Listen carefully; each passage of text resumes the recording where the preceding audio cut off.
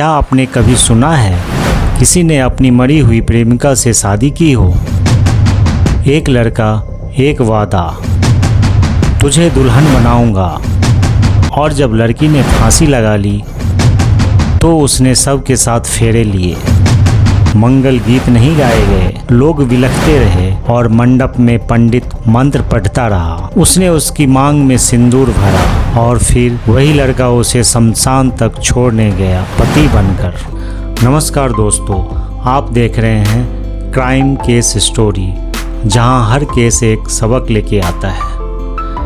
हम आपसे सिर्फ एक छोटी सी गुजारिश करना चाहते हैं, इस वीडियो को अंत तक ज़रूर देखें, क्योंकि अंत में आपको सिर्फ इस दिल छू लेने वाली कहानी का आखिरी सच पता नहीं चलेगा, बल्कि हम आपके साथ एक महत्वपूर्ण कानूनी जानकारी और सुझाव साझा करेंगे जो ऐसे हालात में बेहद काम आ सकते हैं।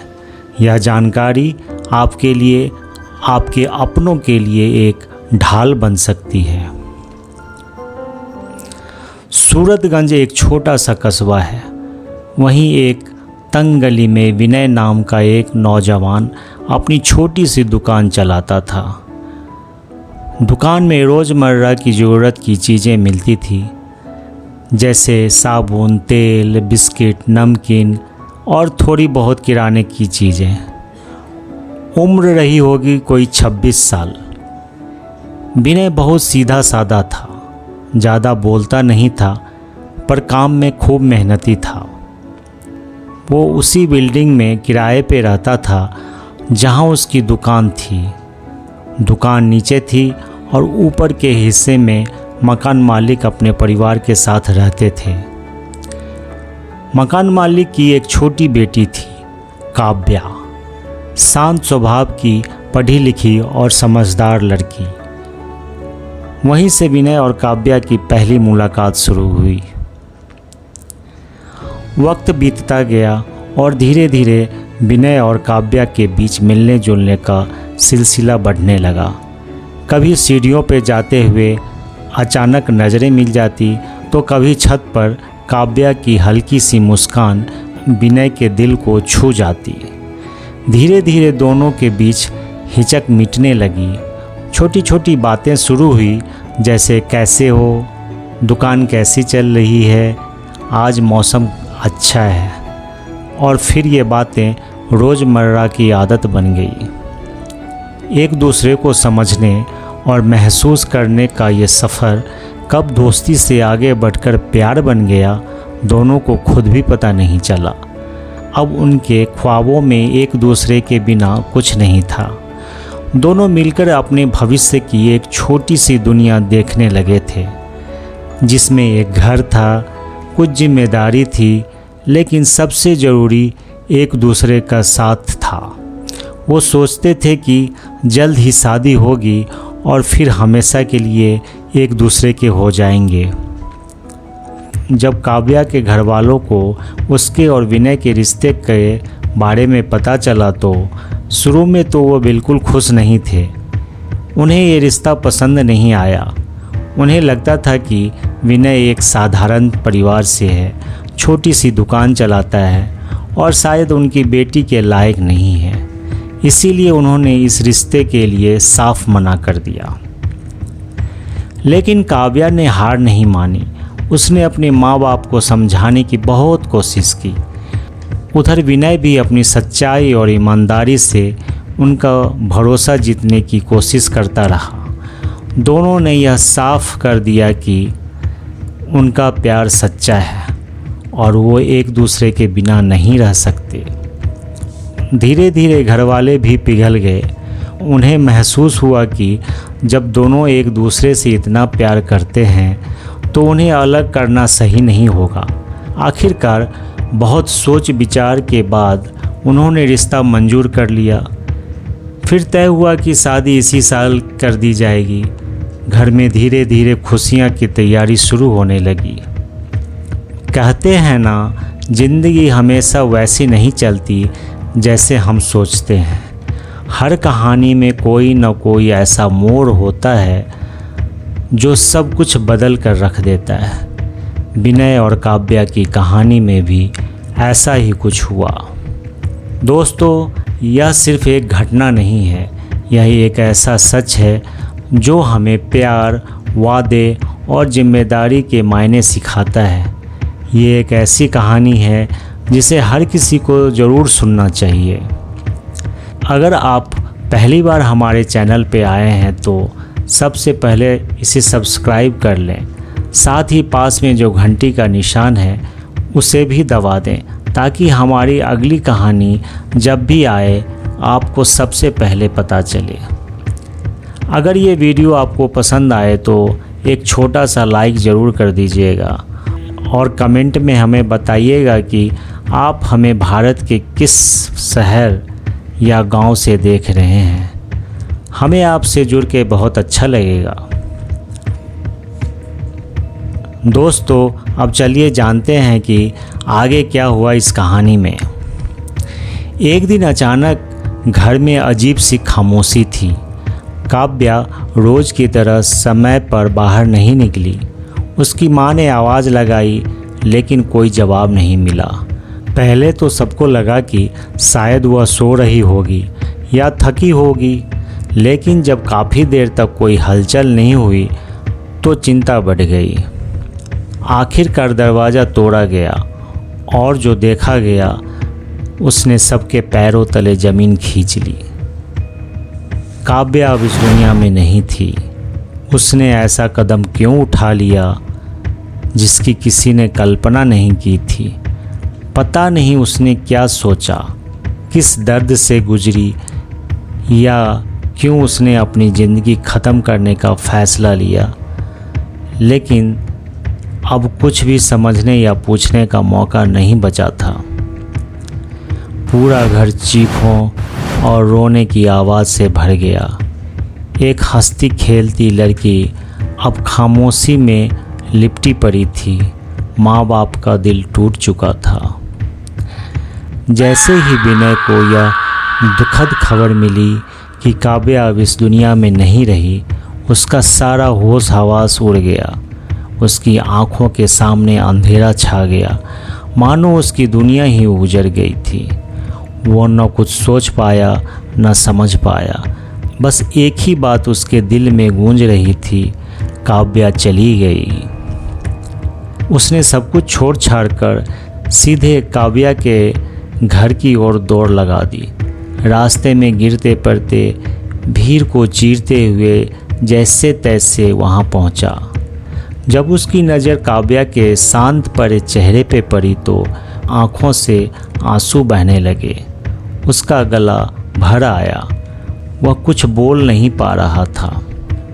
काफ़ी देर तक वो वहीं बैठा रहा बिना कुछ कहे। फिर जैसे दिल के अंदर से एक आवाज़ निकली, एक अधूरी कसम की।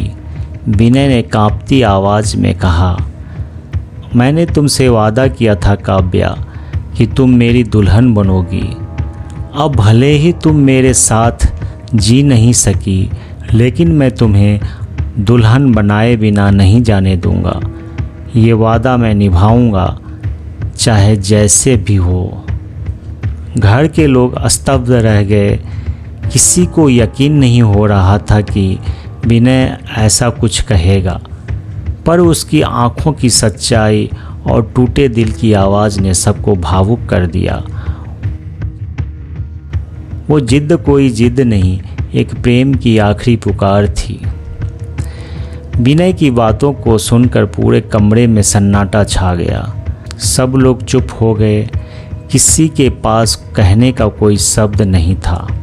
माहौल इतना भारी हो गया था कि जैसे हवा भी थम गई हो।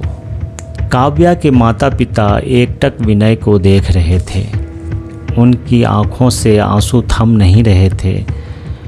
कोई सोच भी नहीं सकता था कि ऐसा दिन आएगा जब एक लड़का अपनी मरी हुई प्रेमिका से शादी करने की बात करेगा। लेकिन विनय की आंखों में जो सच्चाई थी वो किसी को झूठी नहीं लगी। उसमें कोई नाटक, कोई दिखावा नहीं था। बस एक टूटा हुआ दिल था और एक अधूरा सपना जिसे वह किसी भी हाल में पूरा करना चाहता था। आखिर रोते बिलखते हुए परिजनों ने सिर हिला दिया। वो समझ गए थे कि विनय का प्यार सच्चा था और शायद काव्या भी यही चाहती होगी कि उसे सुहागन के रूप में विदा किया जाए। घर में शादी की तैयारी का समय होना चाहिए था, लेकिन अब वहाँ मातम पसरा था। फिर भी विनय की जिद और प्यार को समझते हुए अगली ही घड़ी पंडित जी को बुला लिया गया। अब कोई शहनाई नहीं बज रही थी, ना ही कोई बधाई दे रहा था। ये शादी नहीं, एक आखिरी विदाई थी। लेकिन फिर भी एक छोटा सा मंडप सजाया गया, घर के आंगन में ही, वहीं जहाँ कभी काव्या हंसती खिलखिलाती घूमती थी। काव्या का शरीर अब पूरी तरह शांत था, लेकिन उसे फूलों से सजाया गया जैसे दुल्हन को सजाया जाता है। उसकी साड़ी लाल रंग की थी और माथे पे हल्का घूंघट रखा गया था। कोई मंगल गीत नहीं, बस आसपास की औरतों की सिसकियाँ थीं और बीच बीच में पढ़े जा रहे संस्कृत के मंत्र। विनय कांपते हाथों से उठा और चुपचाप सिंदूर की छोटी सी डिबिया हाथ में ले ली। सबके आंखों के सामने उसने काव्या की मांग में सिंदूर भरा।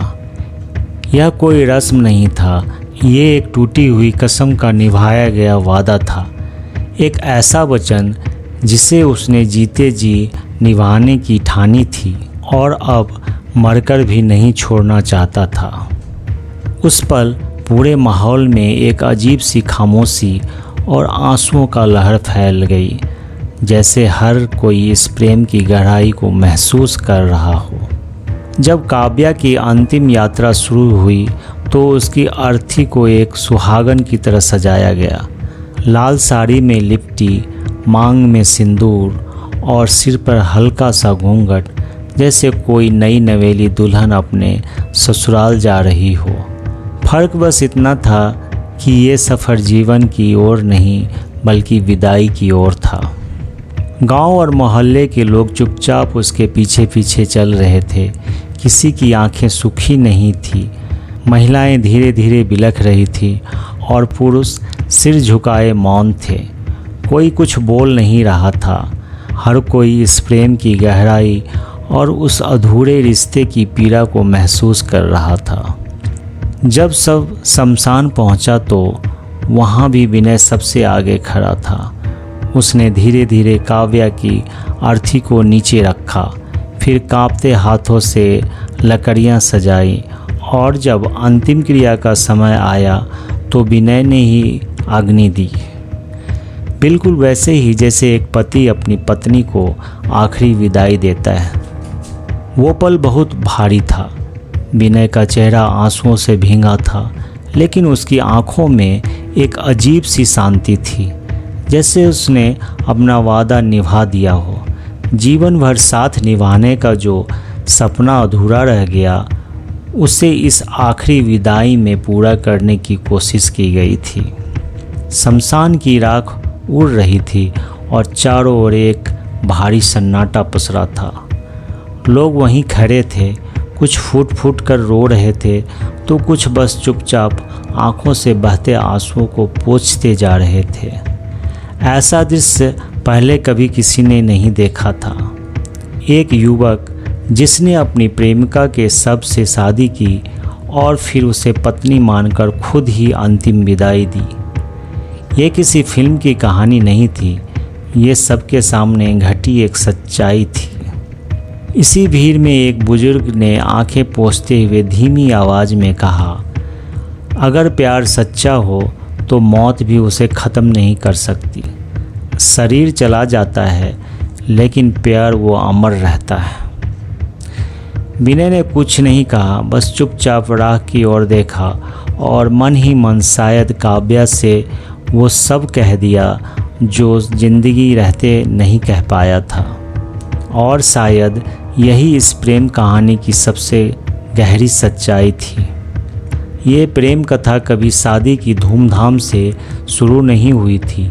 ना बैंड बाजे बजे, ना 7 फेरों का गीत गूंजा, लेकिन फिर भी इस कहानी का अंत एक शादी की तरह ही हुआ। सिर्फ फ़र्क इतना था कि दुल्हन अब इस दुनिया में नहीं थी। काव्या और विनय की यह कहानी अधूरी होकर भी पूरी है। एक ऐसी प्रेम गाथा जिसने साबित कर दिया कि प्यार सिर्फ साथ जीने का नाम नहीं, बल्कि आखिरी विदाई तक साथ निभाने का नाम है।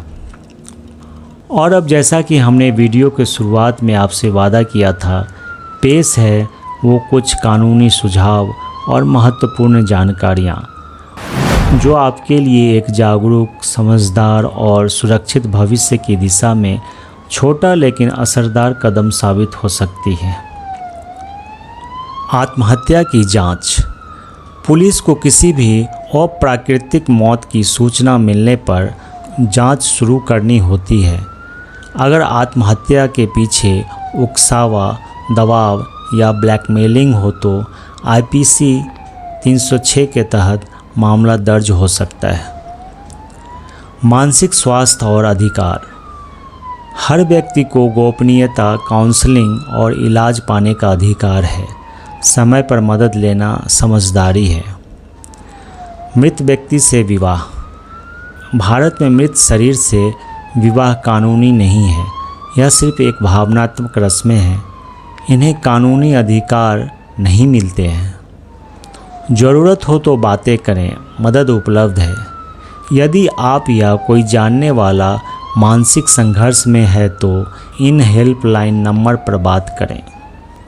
अगर इस सच्ची दास्तान ने आपके दिल को छुआ हो तो इस वीडियो को लाइक करें, शेयर करें, ताकि और लोग भी जान सकें कि आज भी कहीं ना कहीं सच्चा प्यार सांस ले रहा है। दोस्तों, मुझे पता है आप में से कई लोग ने अभी तक हमारे चैनल को सब्सक्राइब नहीं किया है। अगर आपने कर लिया है तो दिल से शुक्रिया, और अगर अब तक नहीं किया है तो सोच क्या रहे हैं दोस्तों, अभी सब्सक्राइब कर लीजिए और साथ में बेल आइकन भी ज़रूर दबाइए ताकि हर अगली कहानी सबसे पहले आप तक पहुंचे, क्योंकि आपका साथ ही हमारी सबसे बड़ी ताकत है।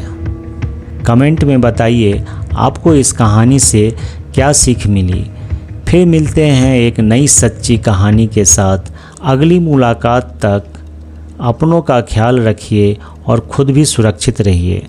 तब तक के लिए राम राम, सलाम, सत श्री अकाल और नमस्ते।